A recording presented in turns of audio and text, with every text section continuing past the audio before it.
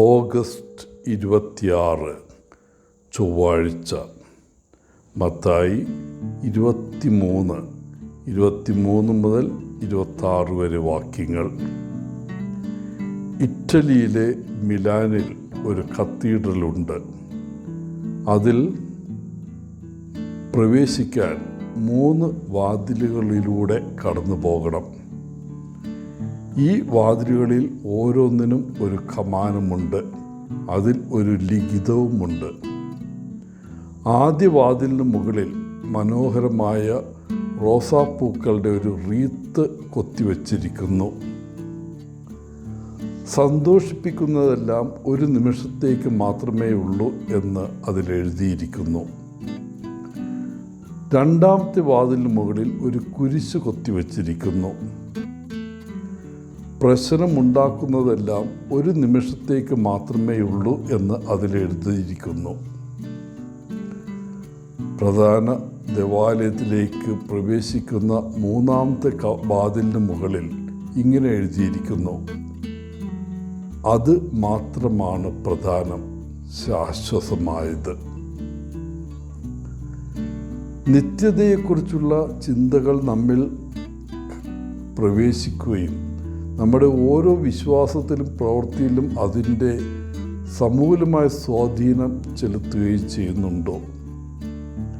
അതോ ഞാൻ ബാഹ്യ നിസ്സാര കാര്യങ്ങളിൽ തിരക്കിലായിരിക്കുകയും ജീവിതത്തിൻ്റെ ഭ്രാന്തങ്ങളിൽ മാത്രം ഏർപ്പെടുന്നതിൽ വ്യാപൃതനായിരിക്കുകയും ചെയ്യുന്നുണ്ടോ?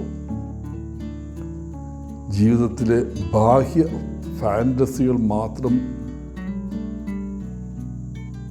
ബാധിച്ചൊരു വ്യക്തിയാണോ ഞാൻ? അതോ ജീവിതത്തിൽ ശരിയായ മുൻഗണനകൾ ഉണ്ടാക്കുകയും പ്രത്യാശയുള്ള നിത്യതയ്ക്കായി തിരഞ്ഞെടുപ്പുകൾ നടത്തുകയും ചെയ്യുന്ന ഒരു വ്യക്തിയായി ഞാൻ വളരുകയാണോ?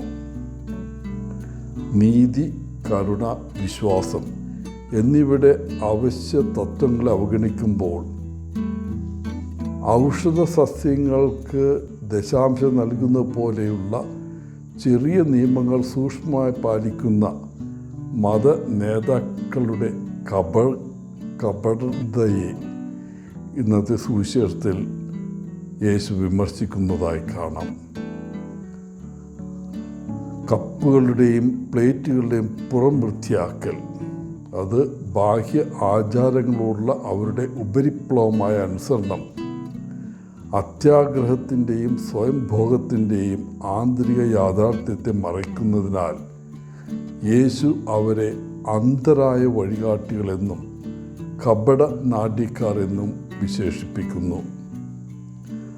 ബാഹ്യപ്രവർത്തനങ്ങൾ യഥാർത്ഥ ആന്തരിക നീതിയെ പ്രതിഫലിക്കുന്നുവെന്ന് ഉറപ്പാക്കിക്കൊണ്ട് ആദ്യം പാത്രത്തിൻ്റെ ഉൾഭാഗം വൃത്തിയാക്കി ആന്തരിക ആത്മീയ പരിവർത്തനത്തിന് മുൻഗണന നൽകാനുള്ള ആഹ്വാനമാണ് ഇന്നത്തെ സുവിശേഷം. നീതി, കരുണ, വിശ്വാസം ഇവ വെറും ഐച്ഛികമല്ല, മറിച്ച് എല്ലാ മതപരമായ ആചാരങ്ങളെയും നയിക്കേണ്ട വിലപ്പെട്ട കാര്യങ്ങളാണ്. നിയമത്തെക്കുറിച്ചുള്ള യഥാർത്ഥ ധാരണയിൽ അനുകമ്പ, സ്നേഹം, സമഗ്രത എന്നിവ ഉൾപ്പെടുന്നു. നിയമങ്ങൾ കർശനമായി പാലിക്കുക മാത്രമല്ല. ഇന്നത്തെ ആളുകൾ ഫരിസേയ പ്രവണതകളിൽ കുറ്റക്കാരാണോ എന്ന് തിരിച്ചറിയാൻ ഒരു ആത്മപരിശോധന നടത്തുന്നത് നന്നായിരിക്കും.